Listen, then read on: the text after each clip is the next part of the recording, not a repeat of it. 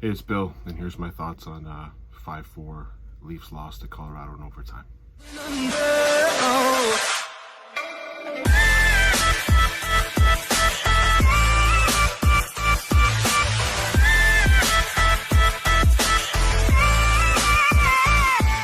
All right, let me give you my video. First of all, here was my thoughts going into this video. So after the Leafs game, if I would have done the video right after the Leafs game, my eyes would have been popping out. My blood pressure would have soared. Might have been an entertaining video for you, but I was worried about the swear content on YouTube, and I might have to get a whatever rating for the things I would like to say about the Leafs, particularly two people. But well, let's add a third one in this game. But I thought, you know what? Cowboys are on. Let me go enjoy the Cowboys. And you know what? I enjoyed the Cowboys. Fantastic. The Cowboys smoked the Eagles. I'm happy. Okay. Still mad about what I saw. A 4-1 lead again. Let me just go to bed and let me try to sleep this off. And I went to bed and I slept it off. I got up this morning. And I still think you're going to be in for an entertaining video. I am still godsmacked about how awful some of the members of the Leafs are. They are a disgusting, terrible defense. There's no other way to put it. They are awful. Let me get into this as we go forward. I've got some things I'm hoping for. You know, like they got the Omicron virus now, the Omicron variant that's kind of shut down Canada. I'm hoping for there's a Leaf variant, a Maple Leaf variant that would put Jake Muzzin and Justin Hall away for 6 months in quarantine. I'd like to see Jake Muzzin in quarantine. But let me go through the game first before I get really upset. First period, Austin Matthews, Alex Kerfoot, and Michael Bunting were dominant. And the first period, they were dominant against the McKinnon line.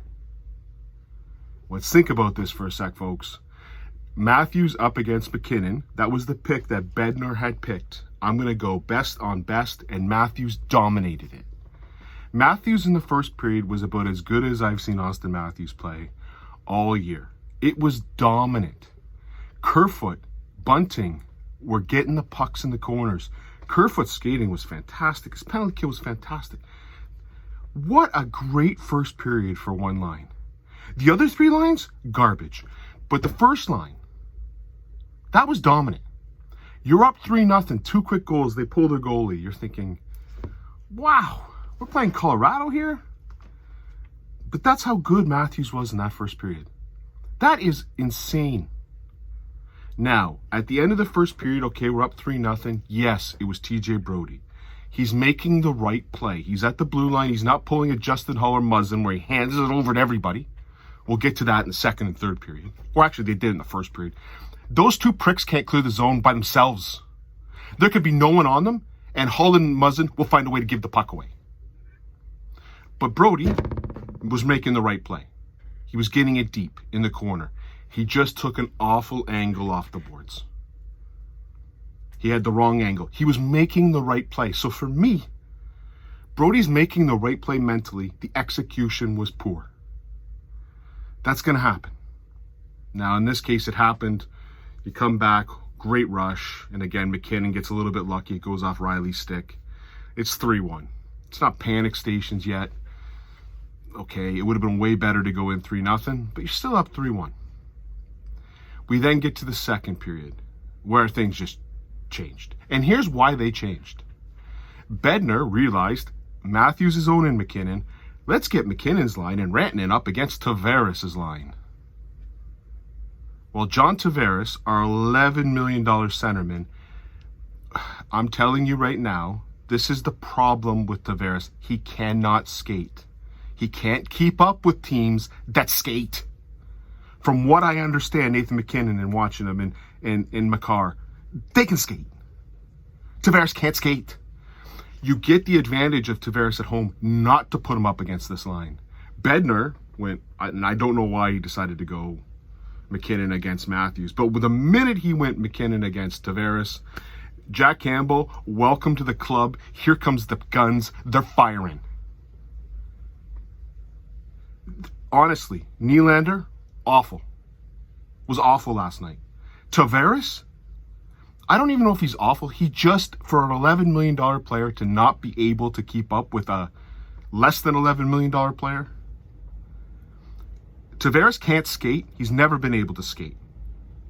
He was owned for the last 2 periods. When I say owned, he was taken out to the woodshed. Let me check Tavares' line. Tavares had what? -3. Hardly any shots on net. No hits. Played 17 minutes. Nathan McKinnon, 12 shots on net. 12. Mikko Rantanen, 4 shots on net, 4 assists. Landeskog, 6 shots on net. Kadri, 6 shots on net, 2 points. They own Tavares. You remember when Kadri was drafted 8 spots behind Tavares? Well, Kadri's the better player. In this game, not even close. Tavares beat him Kadri beat him to every puck. Tavares was simply awful tonight. Now, do I chalk that up to maybe they played 2 exhibition games before this? Maybe. But Tavares cannot. You go on the road in the playoffs, they're going to do this to you. This is what drives me nuts. This team is not going to do well in the playoffs as currently constructed. Because they will do this to you. They will take their skaters and they will give them against Tavares. Tavares, terrible night. Well, we haven't gotten to the 3rd and 4th line, but they were god-awful as well. Well, other than Clifford getting an assist on the tying goal for the Avalanche, everything was great on the first 3 lines. Or the last 3 lines. Again, Matthews did slow down, but he was still dominant. His line was good. So, it's 3-1. Colorado's coming on. We get a power play.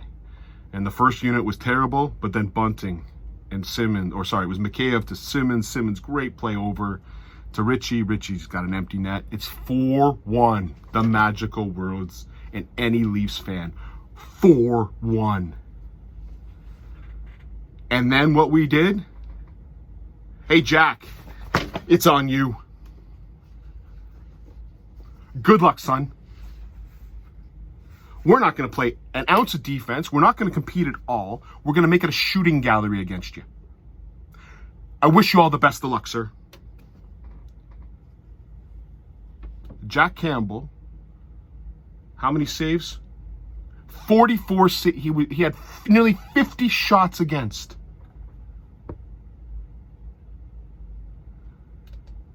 Nearly 50 shots against.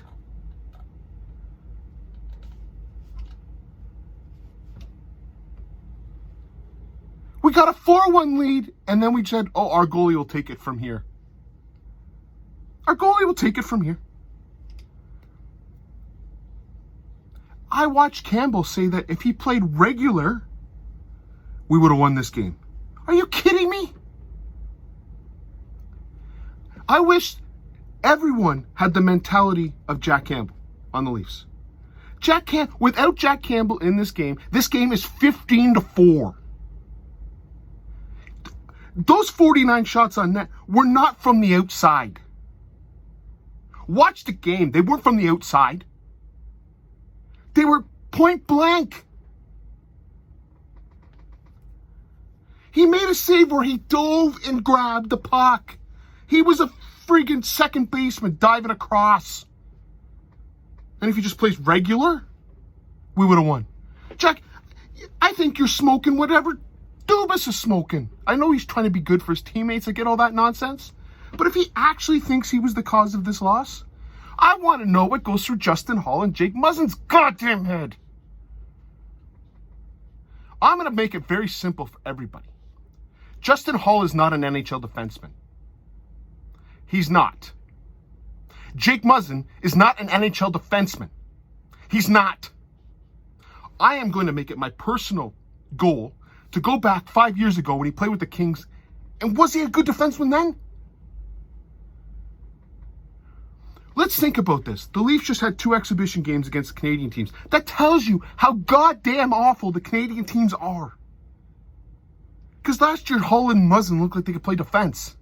That's how pitiful, how bad the Canadian teams are.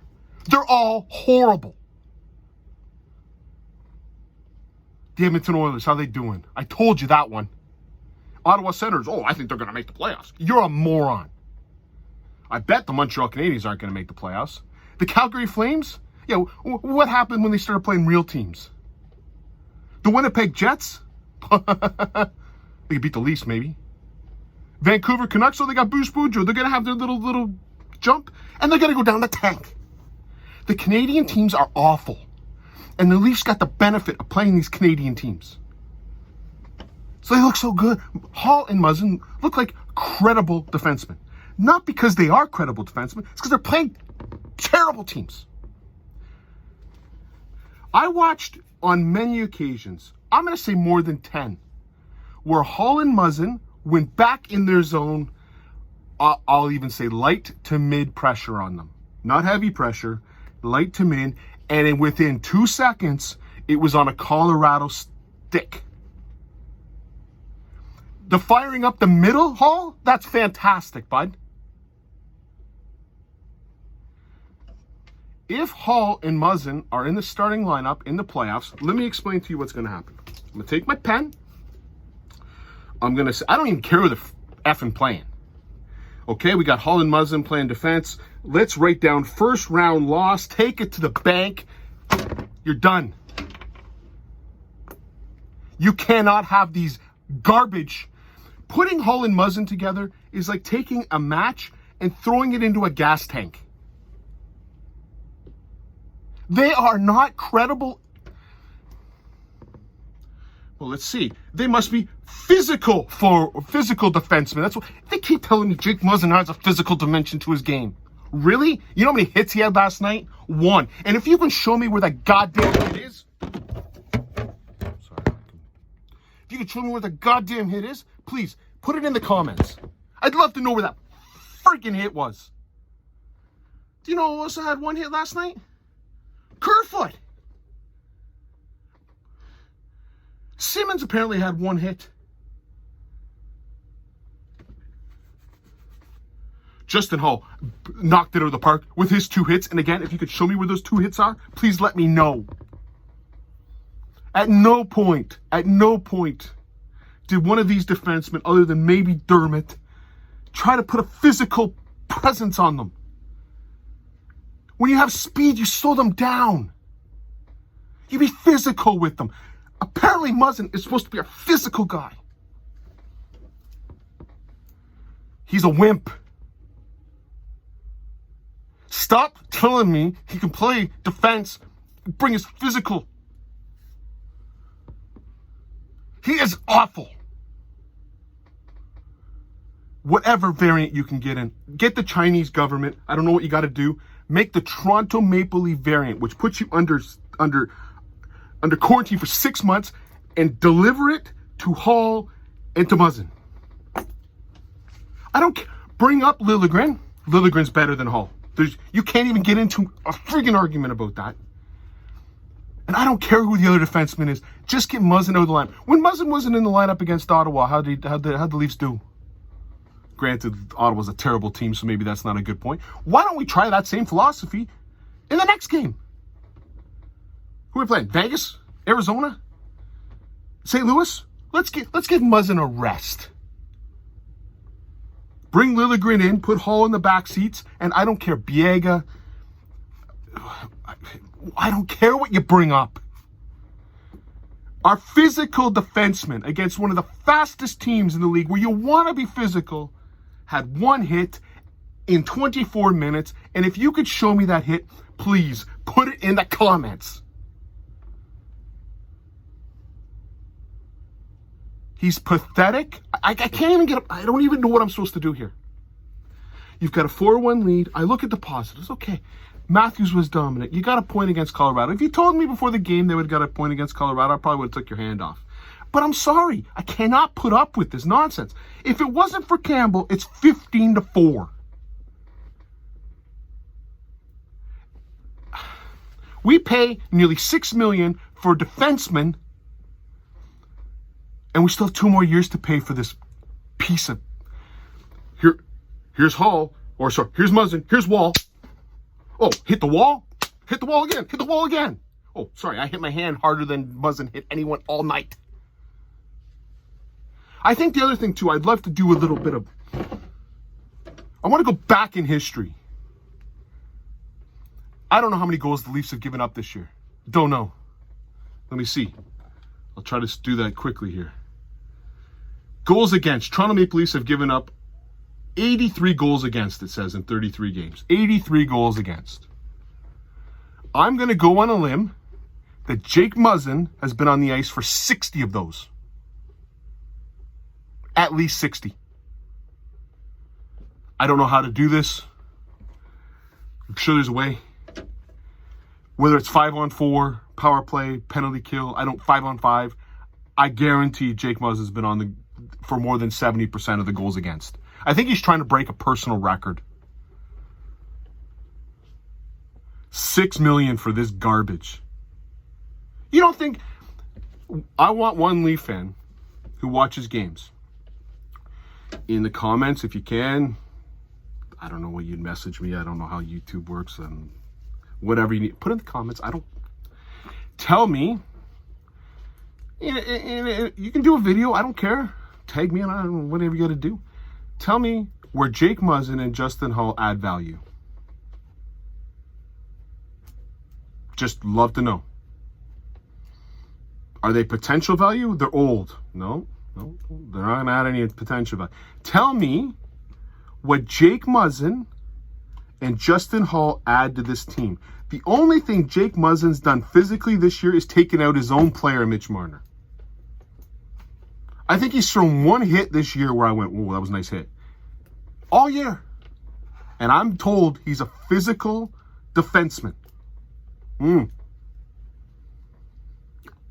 One hit. One hit. Now, I am way more upset than I should be for 1 point. I get that. My point is, I don't care what the Leafs do in the regular season. I don't think any Leaf fans care what the regular season looks like. They care about the playoffs, and currently, they're getting the Tampa Bay Lightning first round. They're getting a fast team that will have Kucherov back.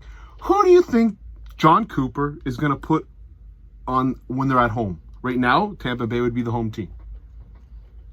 You think they might put Kucherov up against Tavares? And you think Jake Muzzin and Justin Holl as your second-line defenseman is going to get us through the first round? Jack Campbell better stand on his head more than any other goalie's ever stood on his head in life. We had the Joseph who stood on his head. We had the Belfour who stood on his head a couple years. That would be nothing compared to what Jack Campbell would have to do to cover up these bums. I have no idea how Dubas signed this guy for $5.75 for another 2 years. That is an awful move. He should be held accountable for it. Signing Justin Holl for $2.9, unbelievably bad. He's got to find a way to lose these two. Replace them with something. Someone who, if you could, so Brody makes 5. Can't we just clone Brody and then give that contract that Muzzin has to that guy? I'll take 2 more Brodys, thanks. Anyways, it's a 5-4 loss in overtime. Good news, Matthews was dominant. Bad news, everyone else stunk except for the first line. I'll do another video. Trust me, I'm calmer than I was last night. I have a feeling that if I ever saw Jake Muzzin or Justin Holl, I don't think my mouth, and they'd probably kick my butt, whatever, but I'd let them have it. Awful. They're wimps. They're not tough. And they don't know how to play defense. Cheers.